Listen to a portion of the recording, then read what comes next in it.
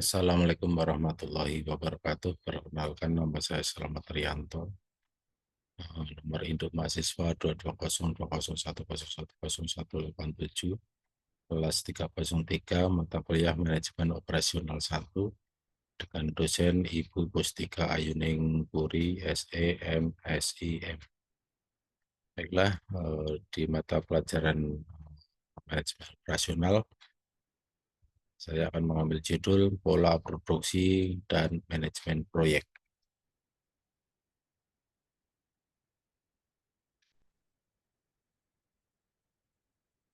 Kasus 1, pola produksi di PT Muzak. PT Muzak adalah perusahaan yang bergerak di bidang produksi barang konsumen. Terus memiliki pola penjualan yang fluktuatif, memerlukan strategi produksi yang efisien. Yang kedua yaitu pola penjualan per triwulan. Triwulan pertama itu 250 unit, triwulan kedua itu 400 unit, triwulan ketiga 1050 unit, triwulan keempat 450 unit. Alternatif produksi.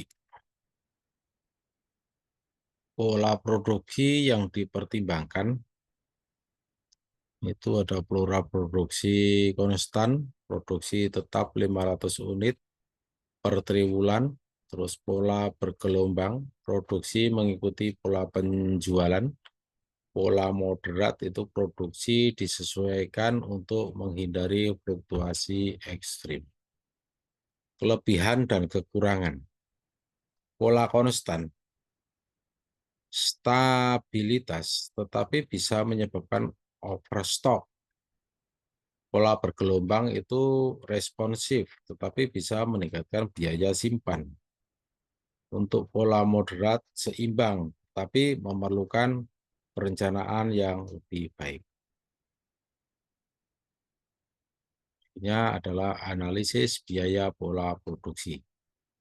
Biaya yang diperhitungkan itu biaya simpan 100 per unit per triwulan. Yang berikutnya itu biaya perputaran tenaga kerja itu 4.000 untuk setiap kenaikan produksi 200 unit. Biaya subkontrak itu 2.000 per unit.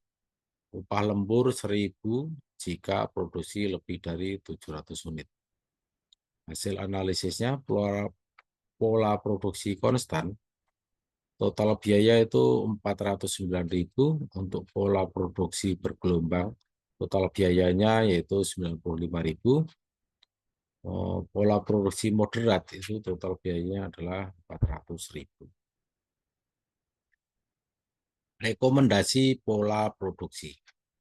Pola produksi yang direkomendasikan itu pola produksi bergelombang.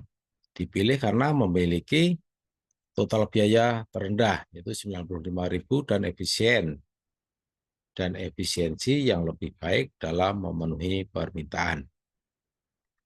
Justifikasi itu mengurangi biaya simpan dan meningkatkan respon terhadap permintaan pasar. Untuk kasus 2 itu manajemen proyek. Deskripsi proyek membuat lini produksi di pabrik elektronika di Tangerang, tujuannya meningkatkan kapasitas produksi dan efisiensi operasional. Nah, ini kegiatan dan waktunya. Ini yang ini, kegiatan dan waktunya.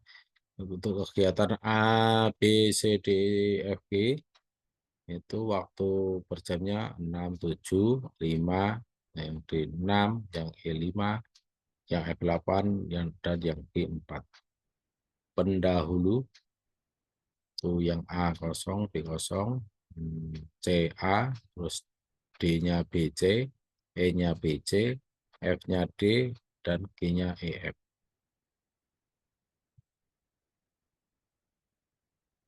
Nah, penutupan.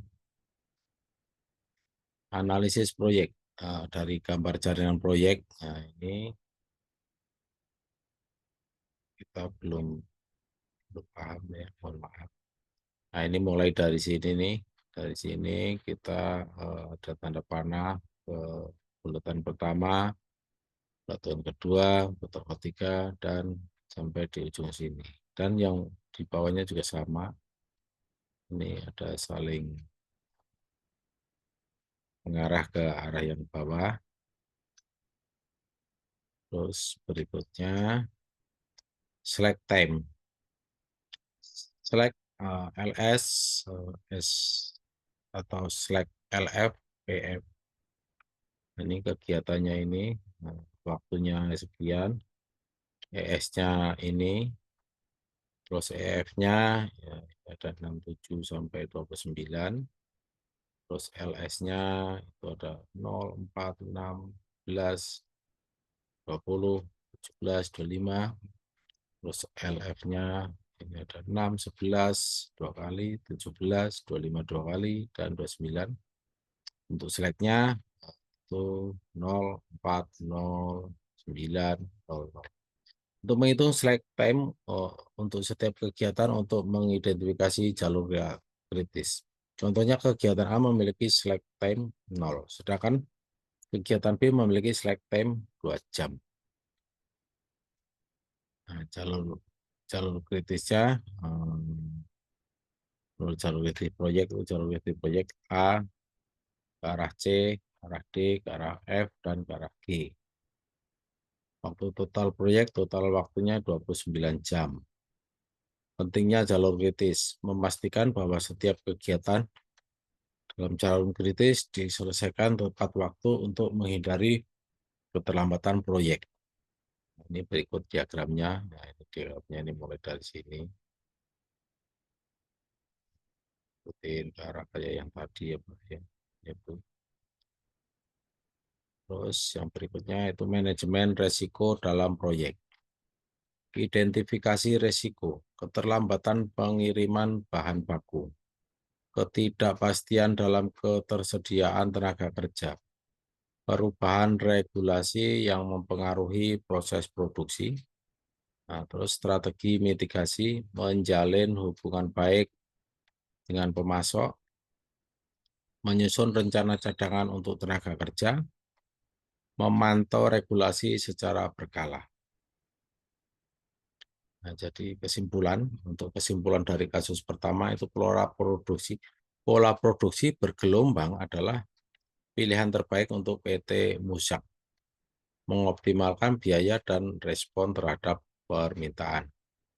Untuk kesimpulan dari kasus 2, jalur kritis harus diperhatikan untuk memastikan proyek selesai tepat waktu dengan manajemen risiko yang baik untuk menghindari hambatan. Oke, terima kasih. Kurang lebihnya mohon maaf. Wassalamualaikum warahmatullahi wabarakatuh.